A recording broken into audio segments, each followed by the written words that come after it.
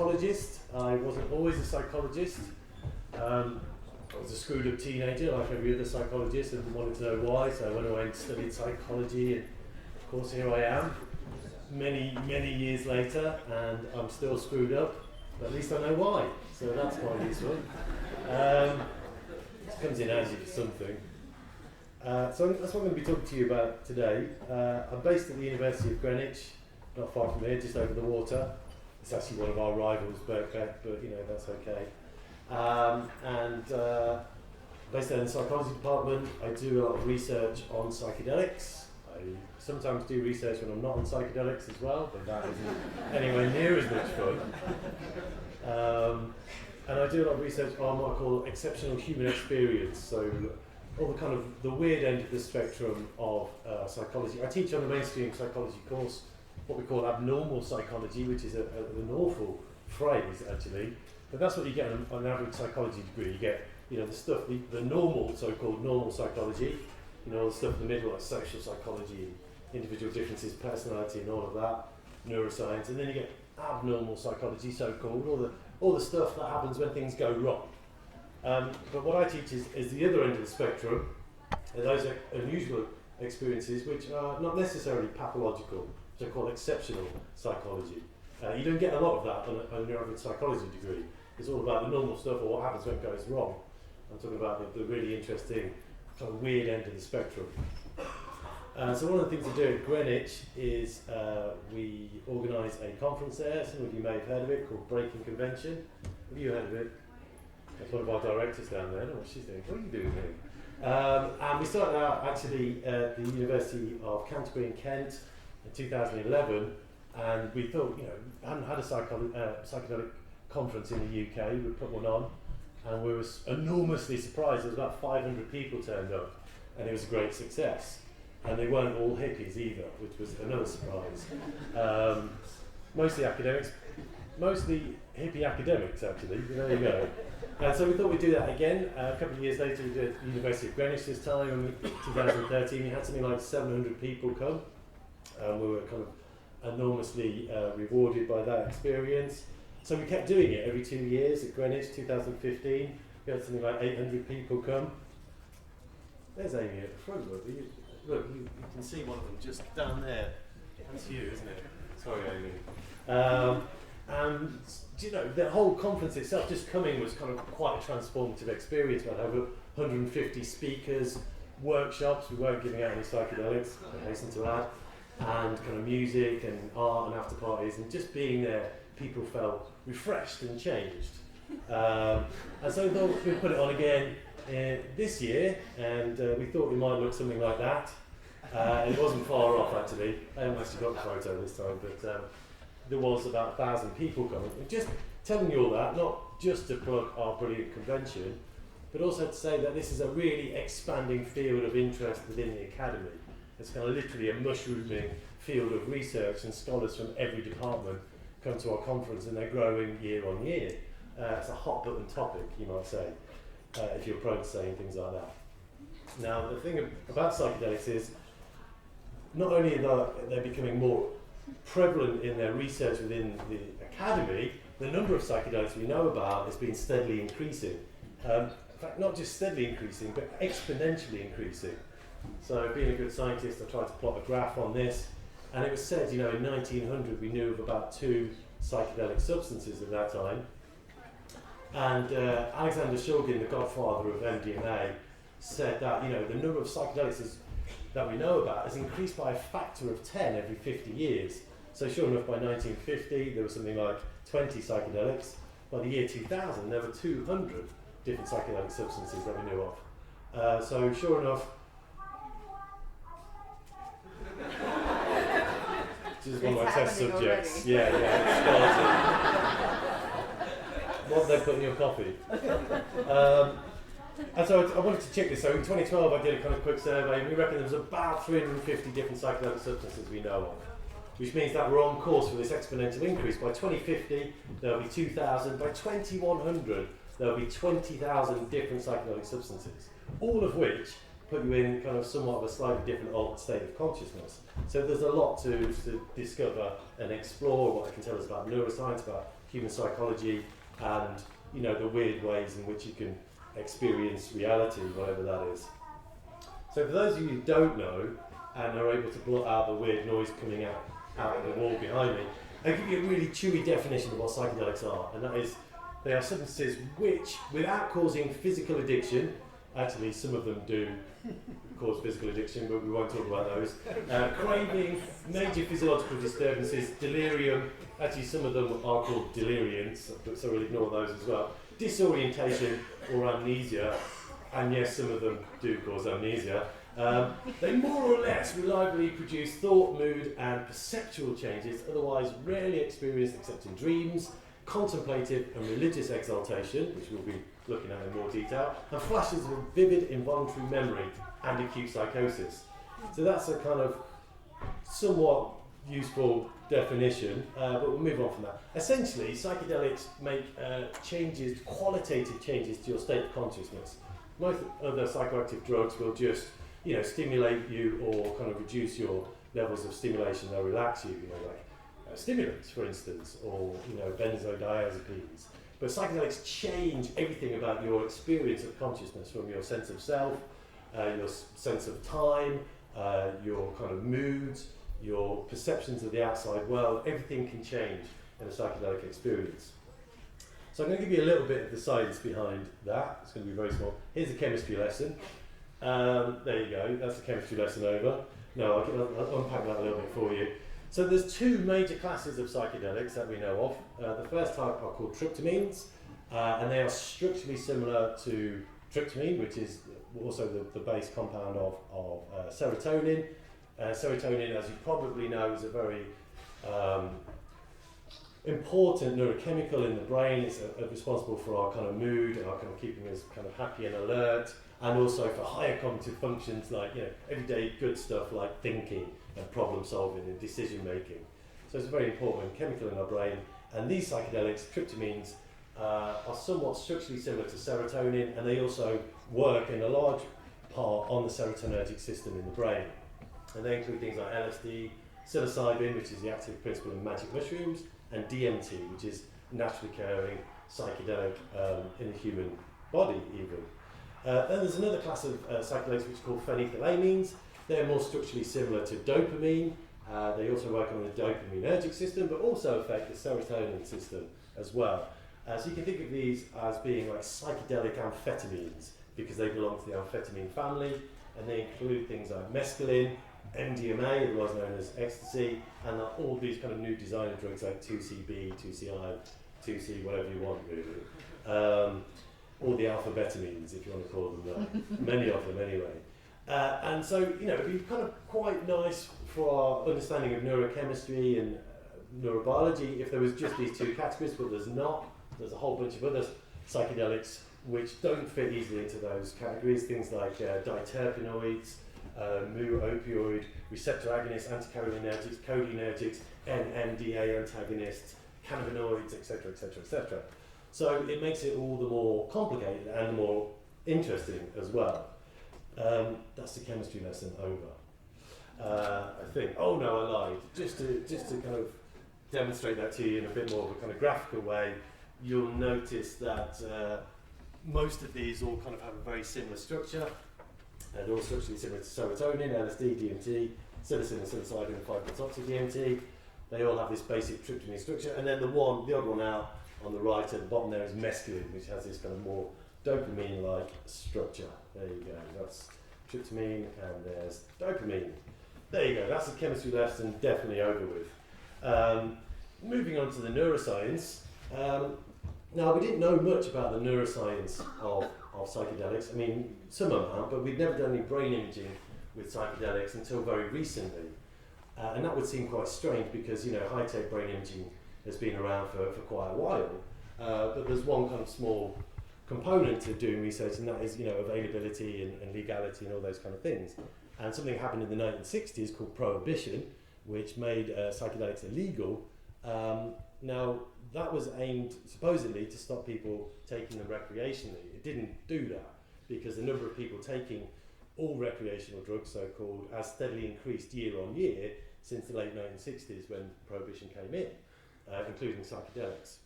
and they've got cheaper, more available, they're purer, there's more people taking them, and they're taking more of them than they ever were. So prohibition didn't really stop people taking drugs.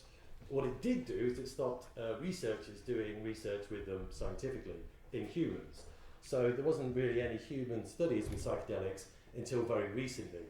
That research began very quietly in the 90s, became a bit of a renaissance by the noughties, and by 2012, we were doing brain imaging research finally with these substances. And that began, a lot of it in London. Actually, it began in Zurich before that, but they've been pioneering it here in Imperial, not far from here, in London. And so they did the first, they didn't do the first, they did the most major fMRI study of psilocybin, and they wanted to know what happens in the human brain when you give somebody psychedelics. And if you'd asked any neuroscientist worth their fantastic brain imaging grants, what happens in the human brain, you give someone a psychedelic, you have this intense, overwhelming experience, pretty much all of them would say, well, there's a part of your brain which will increase in activity. And they'd all have their pet theory about their favourite bit of the brain, neuroscientists alike. But they were all wrong, because there wasn't any increase in activity in the brain, and I show that. There was lots of great media reports, though, about the possible implications of this. And I even took part as a subject in this, so I have kind of first-hand information of this. I was kind of put in a MEG scanner, which, if you don't know, is a kind of huge kind of cylinder full of liquid nitrogen above your head, which is almost like a semiconductor, and picks up very, very small amounts of activity, of electrical activity in the brain, and you get this kind of readout of, like a really super refined EEG, if you know what an EEG is, and it's called MEG, however, it's called magnetoencephalography. For those of you who don't know, I don't know what's going on with my, well, you can just see that there. Nothing to do, however, with Magneto from the X-Men. He's obviously a bit averse to doing this kind of research, hence the metal helmet. Anyway, so I was injected with psilocybin and put in what looks like a perming device, but it gives you a bit of a cosmic perm, I can point out. But I did live to tell the tale. There's me again. I don't know, this is what I did on my holidays kind of thing, sorry about that. Okay, so the interesting thing was they didn't find an increase in activity anywhere in the brain, and the lead researcher, Robin, said, well, seeing a decrease was surprising. What they actually found was a decrease in this key region. He said, we thought profound experience equaled more activity, but not necessarily. And what they found was this kind of brain image here kind of indicates quite clearly all the increases in brain activity are in red. Well, there aren't any unless you're colourblind. They're only blue, which means that those regions are decreasing activity. And what we find is that most of the decreases in a region called the default mode network, which is to do with your kind of sense of self and your kind of external awareness and your kind of sense of attention and awareness to the outside world. And what they found that the decreases in activity in that region were actually related to the intensity of the experience. You get these nice kind of correlational graphs like that those people who have more intense subjective experiences have more decrease in activity in this key hub region in the brain. As I said, reduction of activity in default mode network enabled a state of unconstrained cognition. Now that's not the whole picture, however, but it was a massive surprise. They then reanalyzed their data and in a slightly different way looked at interconnectivity between different brain regions. So this kind of schematic here is kind of your brain, if you like, or my brain actually, and a few other people's, and the circles around the edge represent the different regions of the brain.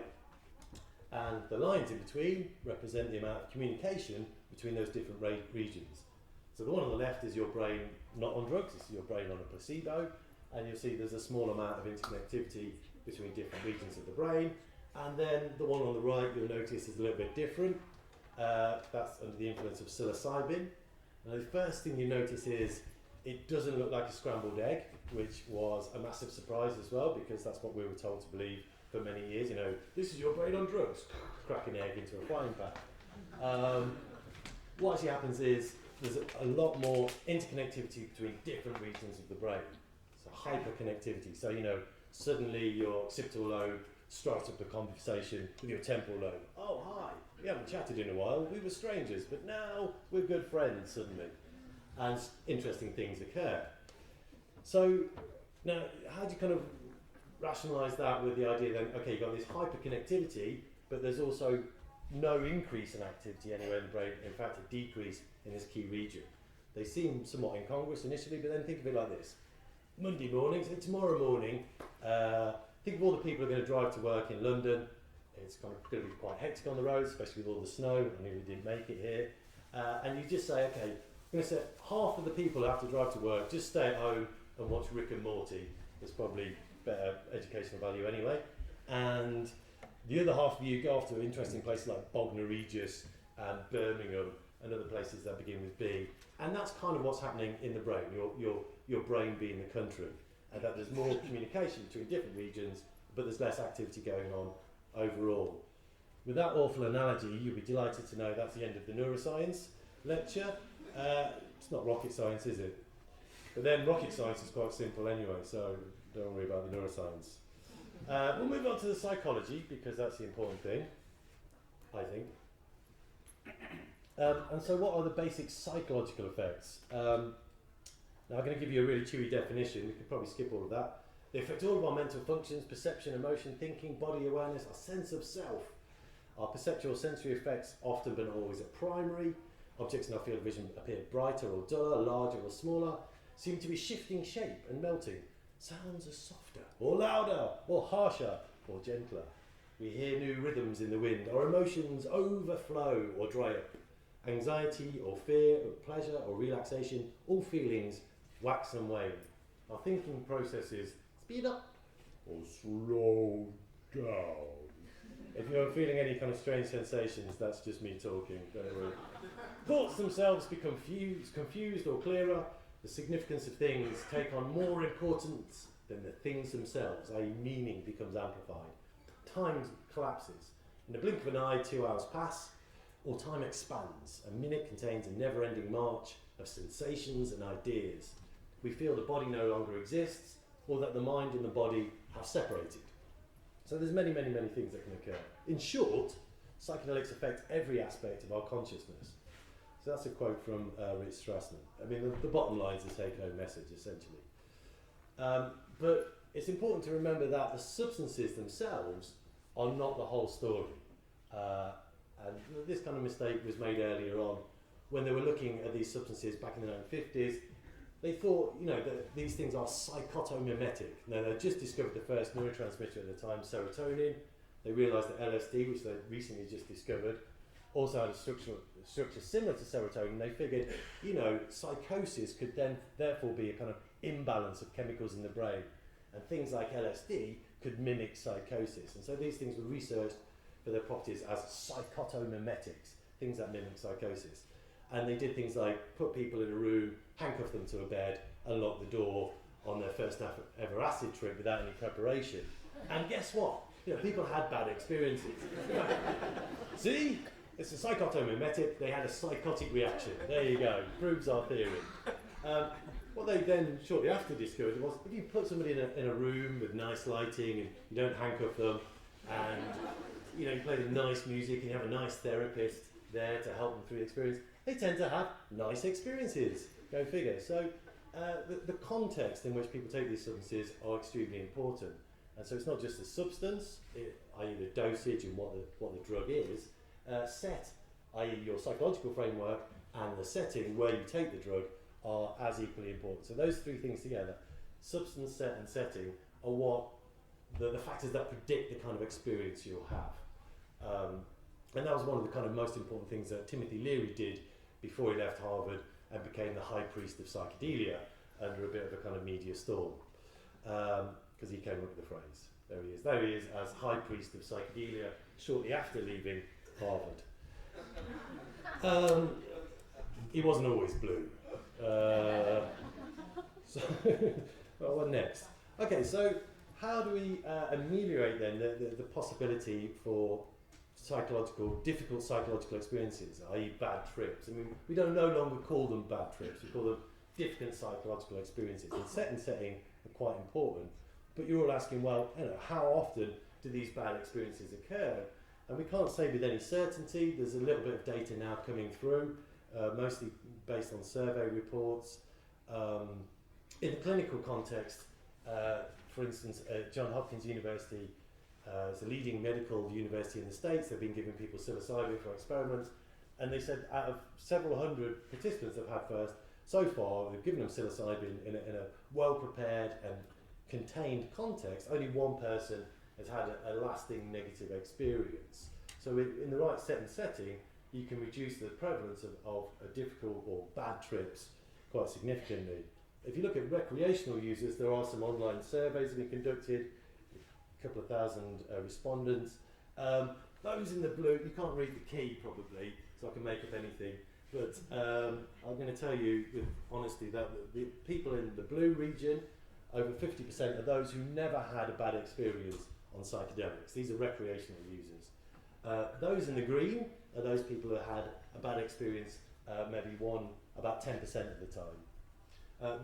The little slither of the red are those people who always had bad experiences.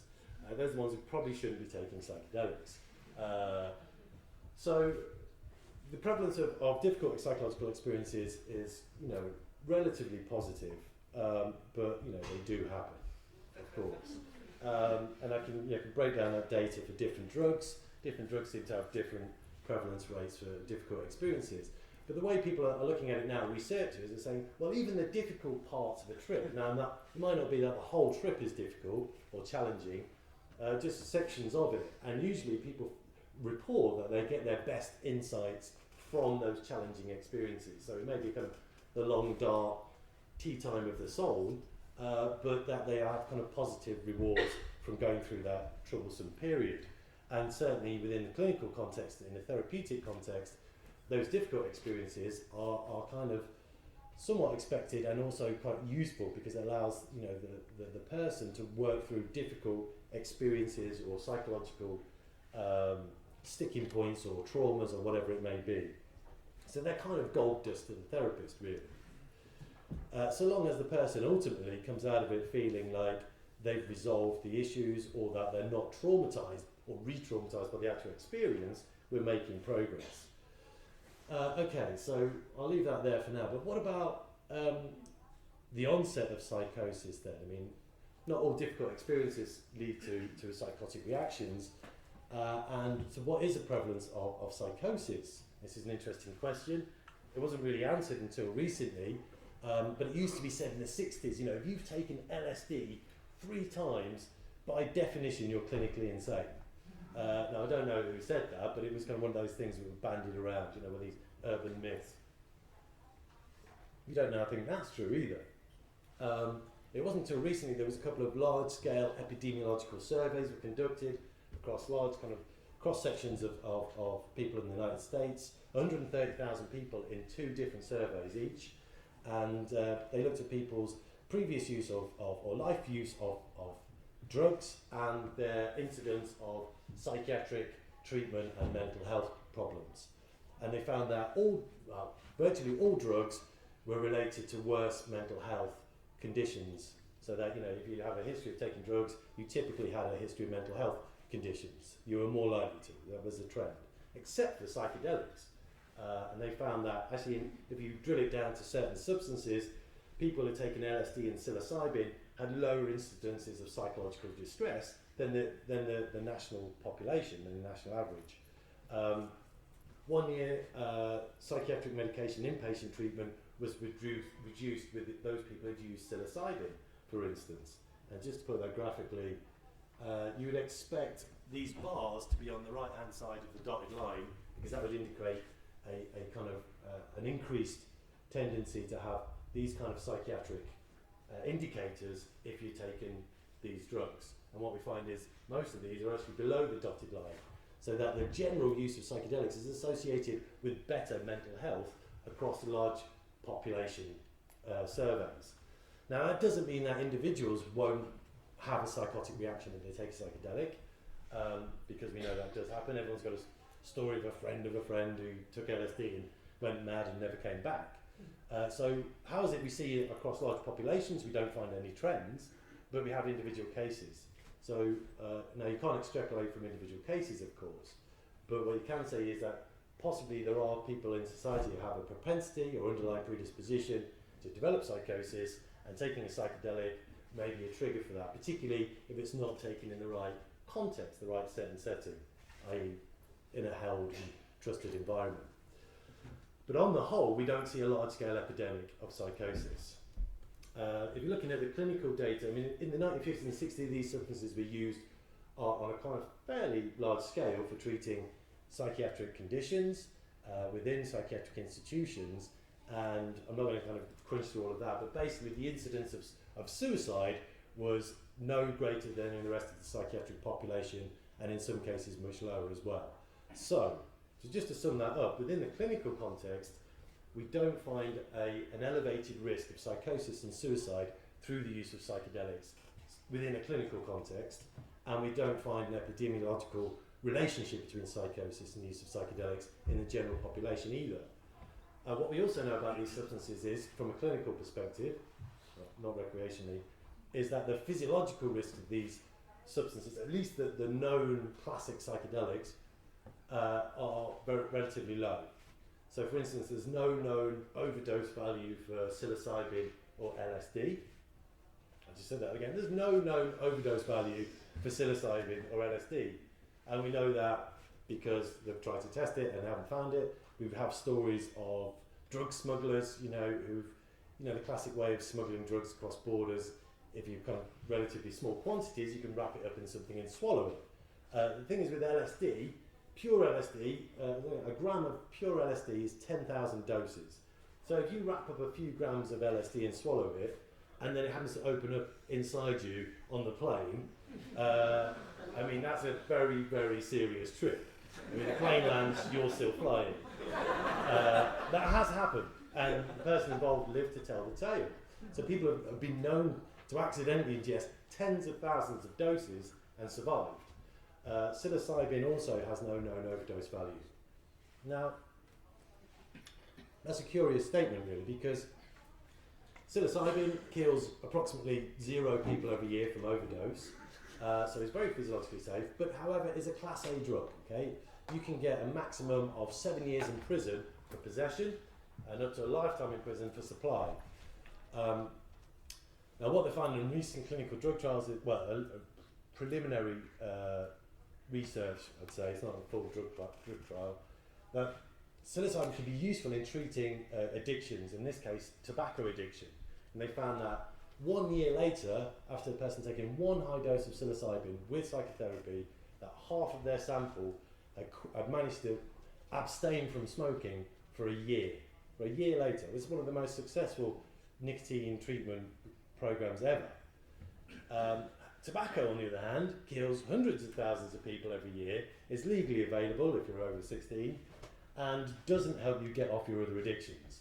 Now, is there something wrong with that picture? I can't quite get my head around the anomaly there, but there's something strange with that situation. Now, the other thing about the psychedelics is they have low dependency risks as well. That means they're not addictive. I'll put in a caveat, some of them are. Things like ketamine, if you call that a psychedelic, can be addictive.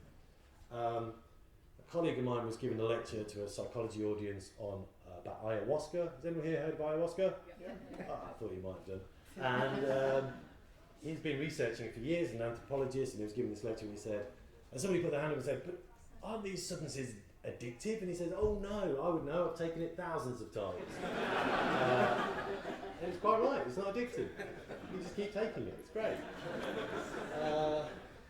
But they're not technically thought to be addictive. In fact, they can be used to treat other addictions with great success, as we'll come to. Now, this is quite curious, because one of the reasons these drugs are illegal in the first place, under the classification, is that they have no known medical value, which they do, obviously in treating addictions and other psychogenic disorders, and B, that they're addictive, and they're not addictive. So, they shouldn't ever really be classified under those conditions anyway. Now, one of the genuine potential side effects or pitfalls of psychedelic substances are what's called hallucinogen persisting perceptual disorder. If you can say that fast, you're not tripping.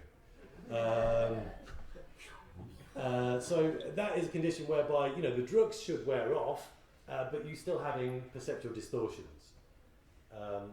And that could be anything from, you know, seeing groovy colours to having full-blown synesthesia. Does anyone know what synesthesia is? It's an ordinary condition in some people whereby you have a blending of your senses. So you may taste shapes or see sounds. So I'm very interested in synesthesia. I've been studying it experimentally with psychedelics, and I've got 3 case studies currently of people who took massive recreational doses, accidentally overdosed, and are still tripping effectively. 7 years later or more, they still have experiences, so they still have synesthesia on an everyday, permanent basis. Now, all of them found that quite tricky for the first couple of years, now to go and hide for about 2 years before they could deal with the outside world again. But now they quite like it. So it's been kind of very useful, some of them, in making music and art, as you can probably imagine. But that is a genuine risk. We find it's very rare in clinical uses where we're giving out a known dosage, but occasionally people take very large recreational doses and they may not stop tripping effectively. There's some survey data which we don't know how sound it is, but it would suggest it's much less than 1% of the population, about 0.1% of recreational users, at least those responding to this survey, reported having persistent experiences or flashbacks, but very few of them sought medical help. Okay, looking at the medical uses then, so what are the potential uses of psychedelics? And they were primarily used, as we said, in the 50s, initially as mimics of psychosis, but then they began developed as treatments in their own right. And you know, the Sandoz laboratories who was making LSD in Switzerland would give out free samples of LSD to psychiatrists and psychologists to work with them. And they started using them in therapy. And 2 modes of therapy started up in that time. One was called psychedelic psychotherapy. They typically give very high doses on a 1-to-1 session, and probably 1 or maybe 2 sessions. So very short-term, quick, high dosage, 1-to-1 sessions of psychotherapy. The other type that emerged mostly in Europe was called psycholytic psychotherapy, and they would tend to give much lower doses over long periods of time, like, you know, repeated psychotherapy, and often in groups as well. And that was kind of the method that was favoured in the UK. And that was actually the first type of psychedelic therapy which was introduced and started in 1952. So the idea of psychedelic psychotherapy is that they have advantages for the clinician or therapist in that they enable disinhibition. The person can, you know, open up, have a loosening of the ego, have access to unconscious material, and if you're thinking in kind of Jungian terms, that is, you know, what you're after, and you can maybe get to that through word association or dreams. But the beauty of psychedelics was you'd have access to unconscious material right there and then live in therapy. It could also give access to repressed memories, and the therapist could work through with them in real time. So the therapy itself is typically non-directive. The therapist would be there more as a sitter. They'll allow the person to have the experience and just guide them through it. So alternating between their inner focus and talking to the therapist, and they were allowed to just express whatever came up. Obviously it's important, you know, about setting. You make it very, no handcuffs or, you know, being locked in a room, certainly in these conditions. And typically it would be escorted by kind of evocative circumstances, like music or maybe breath work, or maybe kind of encouraging people to go inwards with kind of eye shades. And then afterwards, and this is important, there'll be an integration session as well. So as much as set and setting are as important as substance, for the kind of experience you'll have, integration is the kind of fourth component, is important for ensuring that people leave the experience in a way in which they can make sense of it and they're not just completely blown apart and left raw. And then that's kind of currently a bit of an issue. People going off to South America in their droves for ayahuasca tourism, going to a retreat centre in Iquitos or wherever, taking ayahuasca, getting blown open, having loads of psychological material coming up, but not necessarily knowing what to do with it afterwards. And may not have the kind of sufficient integration to enable them to make sense of it or kind of recompartmentalise all those experiences and enable them to function in their life. So we can talk more about that later. So the history of psychedelic psychotherapy, people like Ronald David Lane is very important. You've probably heard about him. He was working here in London. He had a very kind of freestyle approach. He was one of the kind of anti-psychiatrists, and he let people just roam around in a kind of essentially an open lunatic asylum, and everyone had free access to LSD and even DMT. And he said the important thing for psychoanalysis was that first of all, you read the works of Freud, you undergo personal analysis, and take LSD. And he thought that was important for becoming a good psychoanalyst. Humphrey Osmond here on the left, of course, was a British psychiatrist who came up with the word psychedelic in communication with Aldous Huxley, the famous writer. So in 1952, psychedelic psychotherapy started in the UK, actually, by a guy called Ronald Sanderson, a psychiatrist, and he set up a unit at Worcestershire Hospital doing psycholytic psychotherapy, group psychotherapy, and he was doing that for many years. So one of the things that some of the earliest psychiatrists, Humphrey Osmond and himself and John Smithers, two psychiatrists from London, went out to Saskatchewan in about 1950 in Canada. They were given a kind of use for a clinic. And so anyone who knows about Canada and Saskatchewan, it's a kind of massive open prairie. There isn't many people there, there's not much to do, and they have very high incidence of alcoholism. And so they tried using psychedelics to treat alcoholism because they figured it could mimic those conditions under which people have a spontaneous remission from alcohol addiction. And that's when people have when they stop drinking for whatever reason, they can't get any access to alcohol, and they have delirium tremens, which can be fatal. I mean, in some cases, people have a kind of profound, what they call organic psychosis, or kind of mystical-like experiences, and they have a kind of breakthrough experience, and they realise, what damage they're doing to themselves and their families and so on, and they're able to then stop drinking. So they figured, like, by giving people psychedelics, it could mimic this kind of really cataclysmic event for them in a safe way, unlike delirium tremens. And so they started treating alcoholics with mescaline and LSD with quite a lot of success. So there's been a recent meta-analysis where they gathered up all the studies from the past that had looked at the efficacy of LSD for treating alcoholism, and they found that overall that it was an efficacious treatment for treating alcohol addiction. More and more of these reviews popping up all the time, and psychedelics have been used for treating all kinds of addictions, such as cocaine, crack, heroin, and so on, whether it's ketamine or iboga or LSD or psilocybin. So these things appear to have great potential in treating addictions, a bit like fighting fire with fire. Now the other thing about psychedelics that have been used for therapeutically is for intransigent psychogenic disorders. Psychiatry currently is in crisis, right? All other areas of medicine have advanced primarily through technological advances and biological discoveries and so on and so forth. Psychiatry hasn't really made much progress, really, in treating conditions. SSRIs are not particularly effective. Certainly, there's a massive placebo effect in their effects. And so psychiatry is in crisis, and yet we know these substances have great potential in treating psychogenic disorders like depression, anxiety, addictions, even things like anxiety conditions like obsessive compulsive disorder. There's been a pilot study looking at that with great success.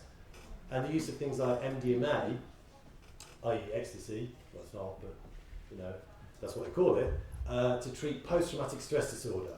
And it seems to be very effective in that. That's one of the drugs that has advanced the furthest in its move towards being licensed as a kind of genuine medical treatment or intervention. And that's because the MDMA allows people to access these memories, which are traumatic, in a way which doesn't immediately give a fear response, which is what people who have PTSD have around traumatic memories. They can't even talk about it in therapy. And so there's a lot of progress going forward in using MDMA in treating post-traumatic stress disorder. One of the other avenues has been the use of psychedelics in treating patients with cancer, not to treat the cancer, although they are starting to find anti-tumour properties in some psychedelics, that's a whole other story, but to treat the anxiety and depression associated with having a terminal illness. So people are stage 4 cancer, they come towards the end of their life. That's quite a heavy trip in itself. You know, people have difficulty dealing with that. They have a lot of fear around death. They have a lot of depression and anxiety. And there's been several studies, some done in the 60s, some been replicating that again now, and they're finding it's very useful in alleviating people's fear of death. Consequently, their depression and anxiety is also reduced, and consequently, people need to take less pain-killing medication as they near the end of life. And then incidentally, people also tend to live a bit longer as well, but that wasn't the purpose. So people find that they're better prepared for death. They have less fear of it, and they're more able to have it easy and more ready death through, even in some cases in the studies, just one high-dose treatment with psilocybin and some psychotherapy.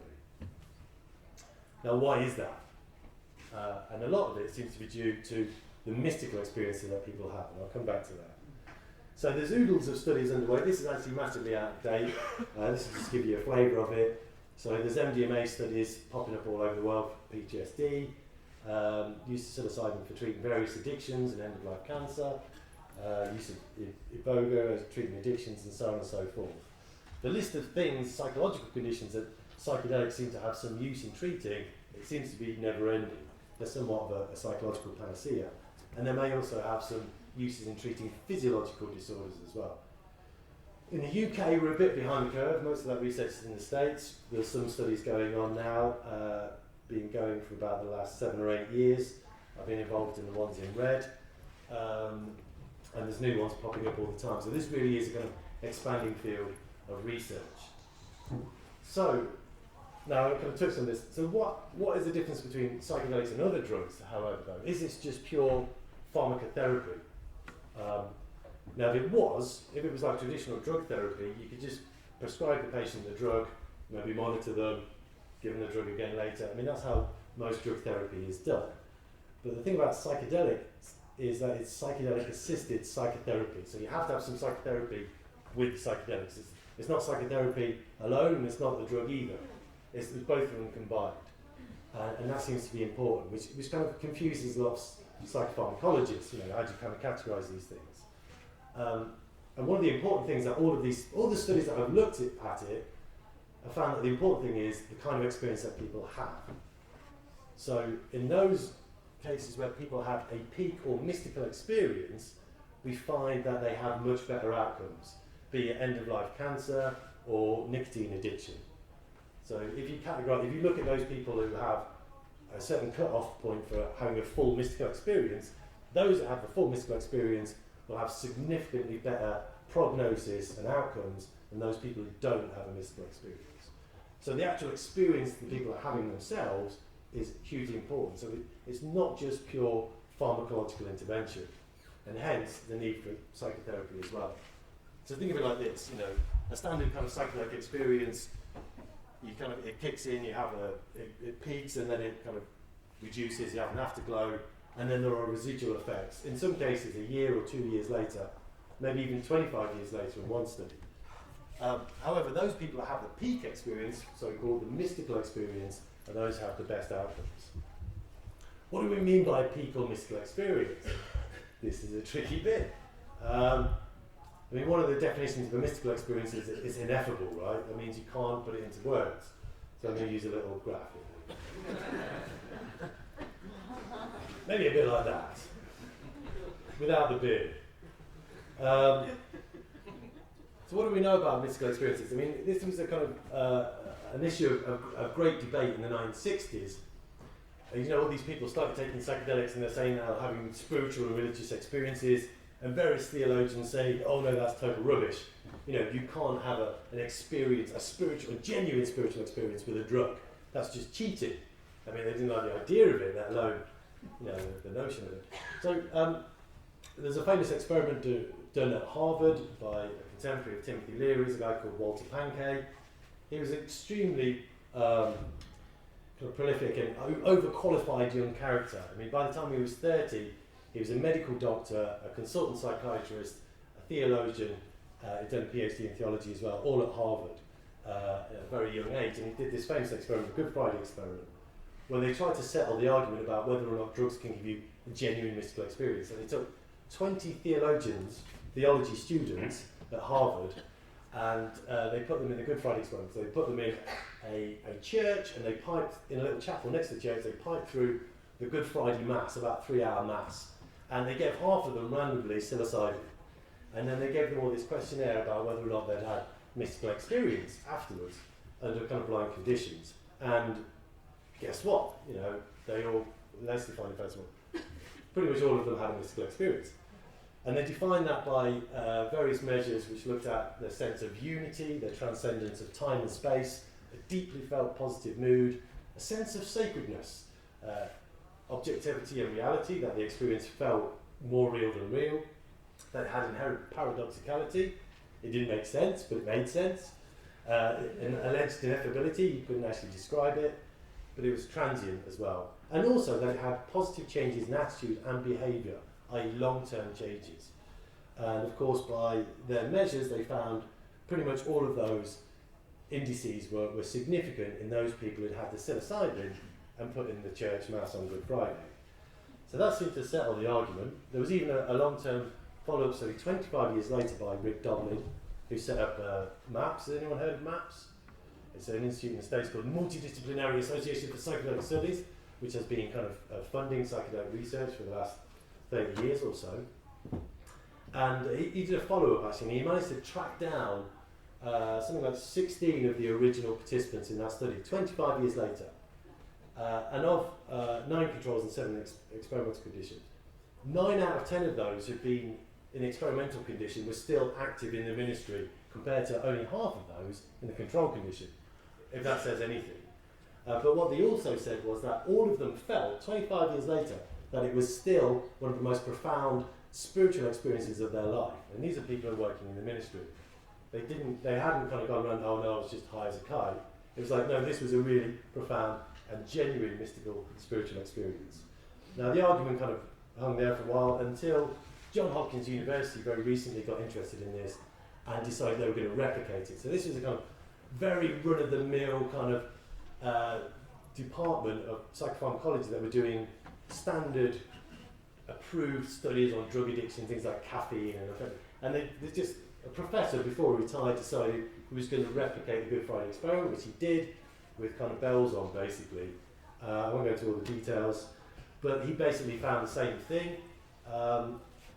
Something like 2/3 of his sample reported a complete mystical experience after one psilocybin session, and 2/3 of them said it was the single most, or in the top 5, most meaningful experiences of their lives, compared to only 8% of the people in the control condition. It's interesting that anybody in the control condition said this was the most important, meaningful experience of their life. I mean, they were just getting high on the music and the eye shades, which shows the power of placebo. But by far and away, 2/3 of the people in the experimental condition said it was the most meaningful experience of their life, or the top 5. To put that into context, they were comparing that to the birth of their first child, or a death of a parent. Okay, that's how meaningful it was. And they also did a follow-up study, and they found that people's, something like 14 months later, and they found that the people's measures on the mysticism scale hadn't changed. They were still the same. 14 months later, they still found it was this kind of really profound experience. They also looked at long-term positive changes in mood and affect, and they found that they were still elevated 14 months later.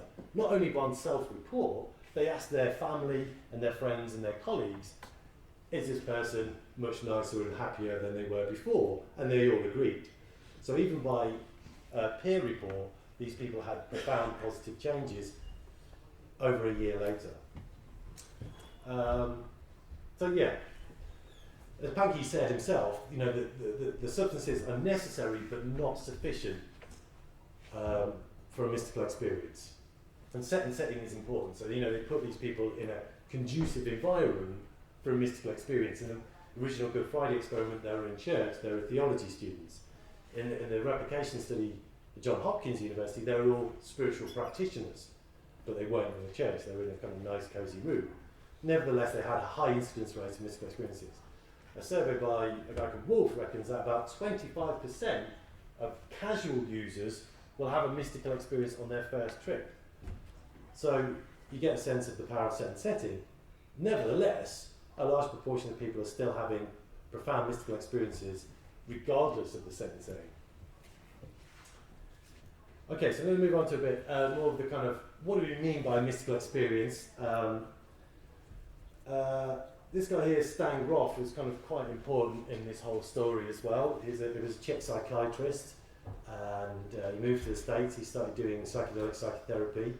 He wrote a great book called LSD Psychotherapy, does what it says in the packet, and that was based on his observations of over 20 years of doing this therapy, in which he conducted over 4,000 psychedelic assisted therapy sessions. And what he noticed from doing that work was that people would have extraordinary experiences on a daily basis. He said he reported observing past life recall, out-of-body experiences, ESP, things like precognition, accurate remote viewing, and space-time travel on a daily basis. This is an occupational hazard. All the therapists at the time from the 1960s also reported people having these experiences. Now, it doesn't necessarily mean these experiences are real, but people are having the experiences. Saying that, even Grof himself said in some of the cases, it was undeniable people were having what looked like telepathy or clairvoyance because they were telling him things about himself that they shouldn't know, for instance. So Grof observed these things kind of quite regularly, and he decided to catalogue them and classify them. He said there was 45 different types of experience, which could put into 3 categories. In kind of ascending order of mind-blowingness, if you like. And the first type of the experiential extension within space-time and consensus reality. So these are just kind of really far-out experiences, but they don't defy anything we know about the laws of science. So, maybe planetary consciousness or embryonal, fetal, and phylogenetic experiences. Maybe kind of experiencing what it's like to be every one of your genetic ancestors, maybe going all the way back to the primordial ooze. Those kinds of experiences that you have on the way into work on the bus or whatever, everyday events. So these are kind of obviously extremely mind-blowing experiences, but they could just be very elaborate activation of one's own imagination. So they don't define anything we know about consensus reality. The second type, however, which is where I've done most of my research, are those experiences which at face value look like they do go beyond space-time and consensus reality. So things like telepathic experiences or cosmic consciousness and so on. Third category we don't really see very often at all, so I should probably disregard them, and they are kind of the most far out. And that's what we call transpersonal experiences of a psychoid nature. As we heard about Jung earlier, to borrow a term from Jung. And that's where one's experiences of the mind begin to manifest externally. They become externalized. So we include, as Jung did, things like UFO encounters, which Jung thought were kind of psychological experiences manifest in one's external world. So Grof did a big job of doing that, and that's where a lot of my research lies. I research what I call exceptional human experiences, and so I'm going backwards. No, not, there we go. And so over the last 12 years, I've been publishing papers and doing experiments and collecting data and doing reviews on several areas of experience with psychedelics. Things like synesthesia, extra-dimensional percepts, out-of-body experiences, near-death experiences, entity encounters, alien abduction, sleep paralysis, interspecies communication, possession, and psi, which is telepathy, precognition, clairvoyance, and psychokinesis. Psychokinesis, if you don't know, is the direct effect of one's mind on matter. So anybody here believes in psychokinesis, raise my arm. Ha! Oh, really? We don't even do that. Yeah, we almost had a scanners moment there, didn't we? Yeah. So fortunately for you, I haven't got time to go into all of that, but conveniently, or inconveniently, I've put it all together in a book which came out very recently, which you can get a hold of, called, what's it called? Other Worlds, Psychedelics and Exceptional Human Experience. There's 12 years of research jammed into one little juicy book. That's the plug over. No, actually I might come back to that. No, that's the plug over. So these kind of experiences are kind of grist to the mill. These are kind of the daily fodder of people we might call shamans. Now, shamans, if you don't know, it's a term that only really applies to people from the Tungus tribe in Siberia. but anthropologists and other people have used this word to apply to people, magico-spiritual practitioners who do certain things in a certain way. And it always involves altered state. So a definition of a shaman might be somebody who goes into altered state of consciousness at will in the name of their community to transcend space and time and bring back useful information. And also do some healing. And we find these people all over the world. So for instance, I've been working with the Huichol, they actually call themselves Huaranica, but no one can say that. Indians of Mexico make use of peyote cactus. All of these different tribes use these substances to transcend space and time and bring back information. Mazatec Indians also in Mexico, where we get psilocybin mushrooms from, they were first discovered using it in 1953. Or Tungus shamans in Siberia make use of this amanita mushroom, the red and white one, which has gone to a fashion sense. Maybe use of datura in India, or patchouli in Australia, or iboga in Africa, or Syrian rue in Syria, or ayahuasca, or a plethora of other psychoactive neurohacking cocktails in the Amazon. All over the world we find the use of these substances. Take ayahuasca for instance, people, this is kind of hot button topic, people are going out to the Amazon in their droves, and people are coming back and saying, hey what, I went out there, I had diabetes or I had depression or whatever it was, and now I'm fine. Not everybody, but a lot of people are. Now we don't know if this is spontaneous remission, or this is kind of genuinely, or some kind of placebo effect, because there hasn't been many clinical controlled randomized drug trials of ayahuasca. There has just been the first one done on depression with positive results, so that's paving the way for other studies. But people who drink ayahuasca, if you talk to ayahuasqueros, people who do this as part of their cultural tradition, they talk about having these kind of intense experiences. People will see very colourful scenes, maybe kind of jaguars are quite prevalent, and it's said that the spirit of the shaman is seen as a jaguar. Snakes are also very prevalent in ayahuasca experiences, which is thought to represent the spirit of the plant itself. And in my research, something like 70% of people who take ayahuasca in my surveys have said they encounter what they experience as the spirit or intelligence of the plant itself. So it's a very common experience. It's not always a serpent though. However, the serpent has become synonymous with ayahuasca experiences, so much so that people going to South America now, if they don't see snakes, they want their money back. It's true. I've heard people at retreat centres say, yeah, they didn't get the snakes, they want their money back, they feel cheated. You don't always get snakes. So how is it that people come to, if they are getting better, how is it that this is enacted? It could be spontaneous remission, it could be some kind of hypnotic suggestion or placebo effect, and these are the kind of explanations which are kind of favoured within the kind of current scientific medical establishment. Alternatively, it could be that there's some kind of psychopharmacological action going on there, pharmacological action going on. Do research looking into how depression is maybe reduced through reduction of activity in the frontal lobes with psychedelics.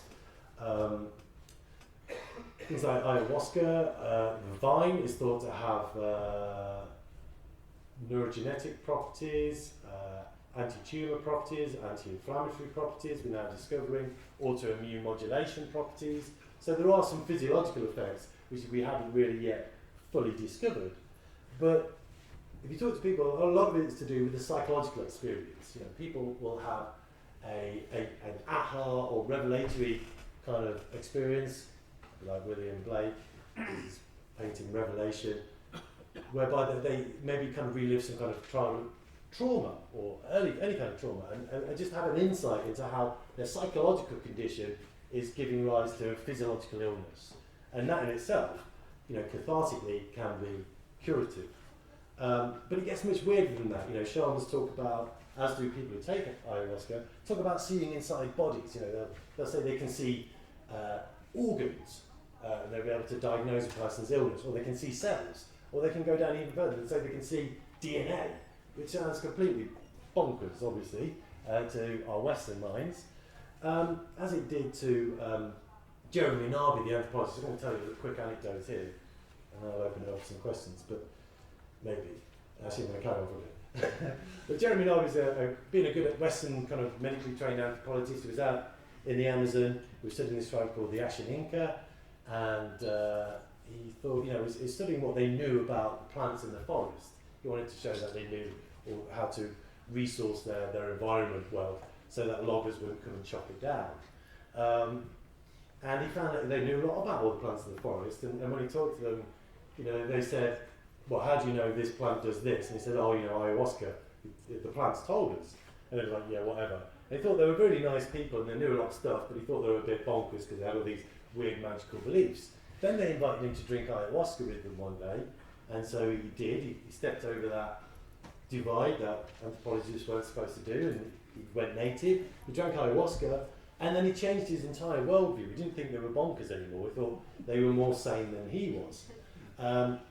And he said that there was this high incidence of people seeing these double helix serpents, so much so that he suggested that we're actually seeing DNA. And he wrote this kind of controversial book called The Cosmic Serpent, DNA and the Origins of Knowledge.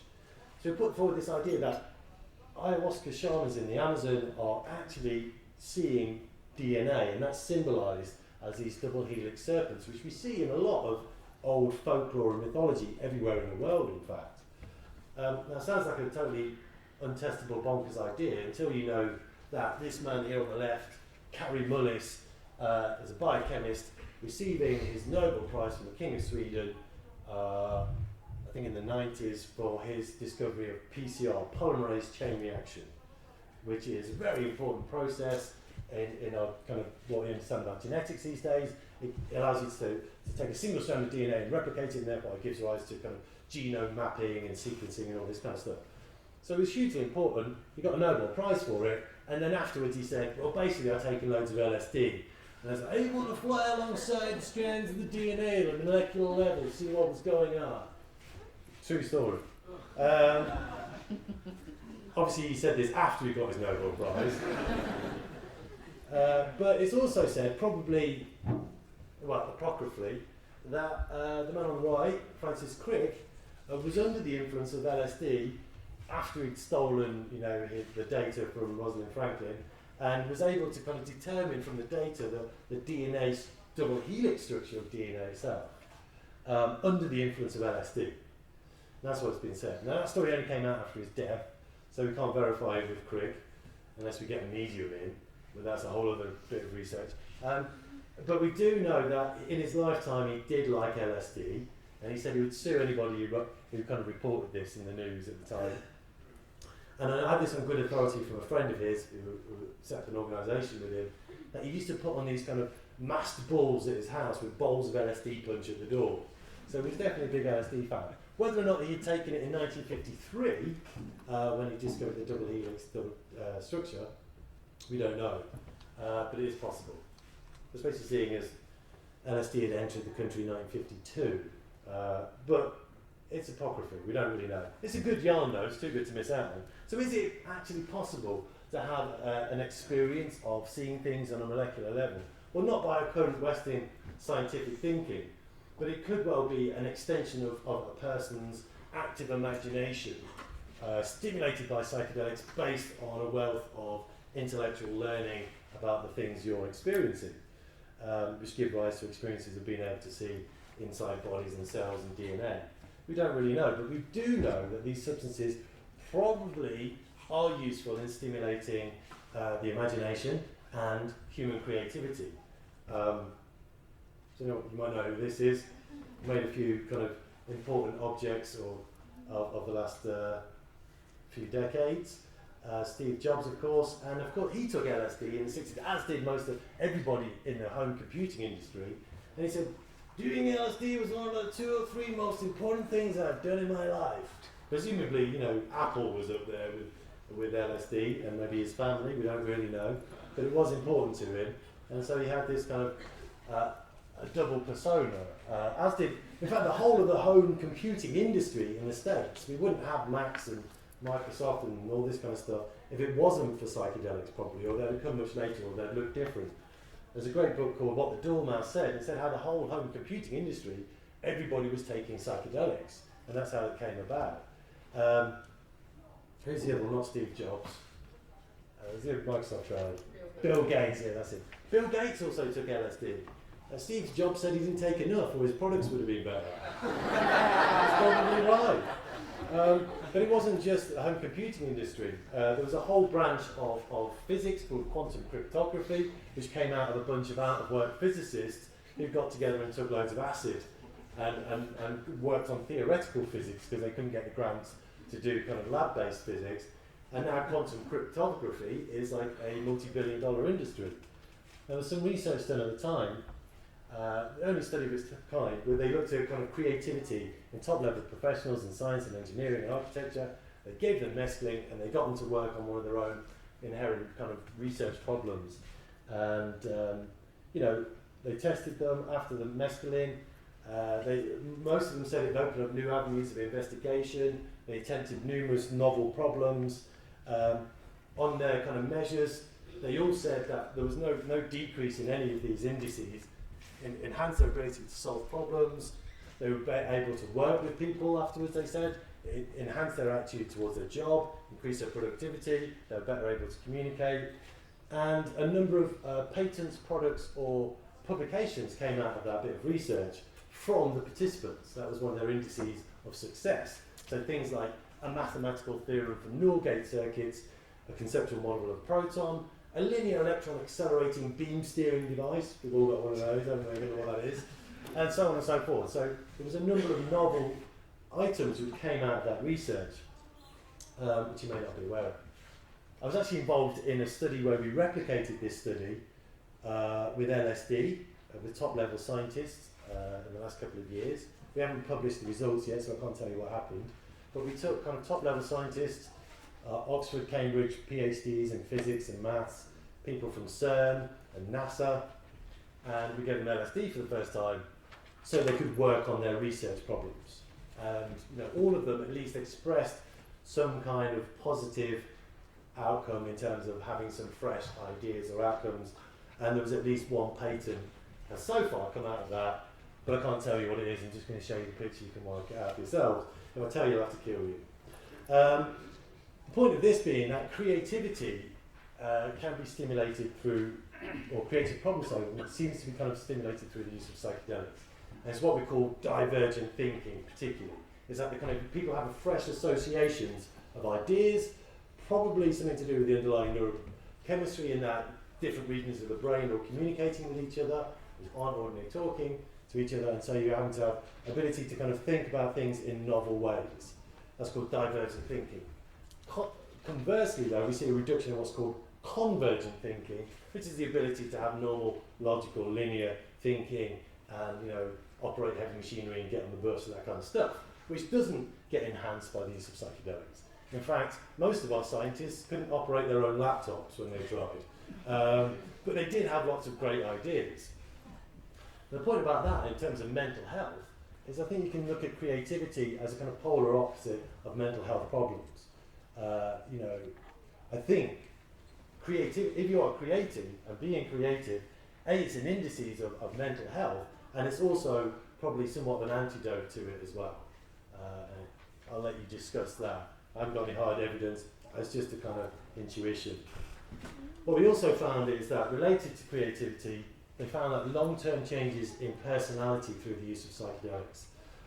But certainly in one study, the use of psilocybin, they found that one high dose of psilocybin induced enduring changes in personality in the domain of openness. It's called psychologists, we kind of create these kind of artificial constructs about your personality and give them names. And one of the main domains is called openness to experience. It's thought to be a very positive personality dimension. It's related to creativity, your tendency to engage in novel activities, absorb culture, make stuff, do art, and all the rest of it. They found that this was the only personality variable that changed after one high dose of psilocybin. Even long term, over a year later, they found increases in the domain of personality in those people who had a mystical experience. Now, those people who didn't have a kind of what they defined as a mystical experience didn't have significant increases in openness to experience. So you can see how this is related both to mental health and to creativity. But you can also see how the psychological experience, and not just the biological effect, is key. Those people have mystical experiences, as with people in nicotine treatment studies, as with people in end-of-life cancer studies. Those who have mystical experience have the best outcomes. Now, there's a few other things I should say, and I touched on this already. There are some possible physiological dimensions to psychedelics which are only now being explored, which we really didn't know about in the 60s. Most of the research we're doing now is just repeating what we did in the 60s with better science, finding that they're useful in treating psychogenic disorders like addictions, depression, anxiety, and so on. But we're also finding physiological effects. So there are immune system modulators, some of them have anti-tumor properties, some of them have high anti-inflammatory indexes. So things like anxiety and depression, neurodegenerative diseases are now thought to be linked to inflammation, and psychedelics seem to be able to reduce inflammation. So we've got a physiological mechanism there potentially as well, but also in production of new brain cells. So up until a few years ago, neurogenesis wasn't thought to occur, i.e. that you generate new brain cells in adulthood. We now know that you do, parts of the brain, and it's linked to things like BDNF, an enzyme, brain-derived neurotrophic factor, which is elevated through psychedelics, such as iboga, psilocybin, ketamine, and cannabis. And also, a recent study with harmaline, which is ayahuasca, from ayahuasca, they actually found in vitro increases in neurogenesis, just looking at individual cells. So that has obviously implications for neurodegenerative diseases, and also possibly for psychological conditions like depression. It allows people to rewire their mental circuitry, develop new kind of memory traces, etc., positive ones. One final dimension is a bit abstract, called eco-psychogenesis, just made that up, is, well, what about the sense in which people become more ecologically conscious, become more ecologically minded or orientated?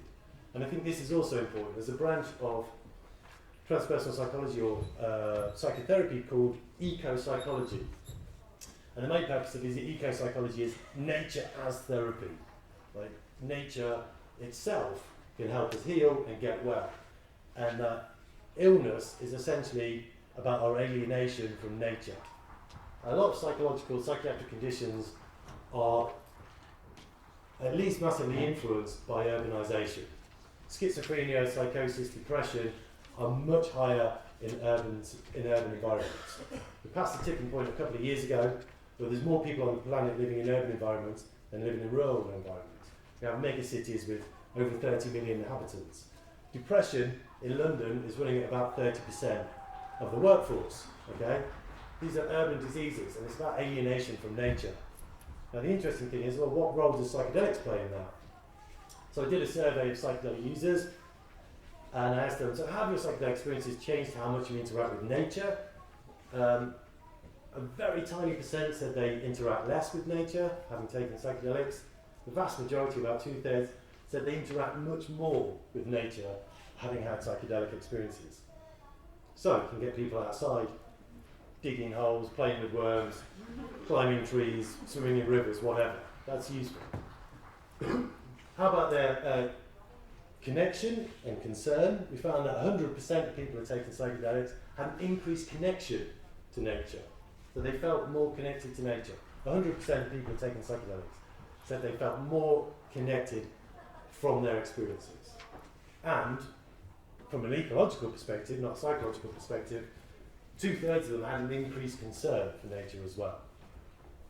I also tried to identify, like top of the pops, what's the most kind of ecologically conscious psychedelic substance someone can take, and it turned out it was psilocybin mushrooms. About half of the people taking them had said their connection had increased. Ketamine was way down at the bottom. It actually had the opposite effect, just so in case you know. And I also looked at the knock-on effect for our ecology and our ecological interaction.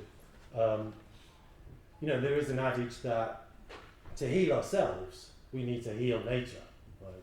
And that's the kind of one of the root underlying premises of eco-psychology as well. We're living in an ecological disaster. In case you haven't noticed, we're in the biggest wave of mass extinction in 40 million years, and by some estimates, we'll have killed off all the other species in less than 100 years. So it's quite important that we actually have an environment to live in, and that can be beneficial for one's own mental health as well.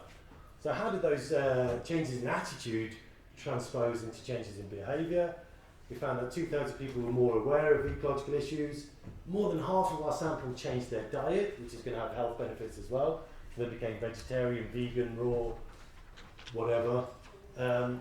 More than half of them increased gardening. Can you imagine that? Extraordinary. Psychedelics turns you into a gardener. Headline, flash. But also that we had people join organisations, they donated money, they adopted animals. Perhaps the most important one was that 16% of people in my survey changed their career having had psychedelic experiences to one that was more ecologically orientated. To give you two examples, two of the people in the sample quit what they were doing and took up PhDs in botany, having had psychedelic experiences. So the potential uses for these things from a psychological perspective are ever growing, like kind of flowering plants in your mind. That was a really kind of naff poetic end. I was trying to find some way of ending it, but let's leave it there. Thank you very much. I'll have some questions.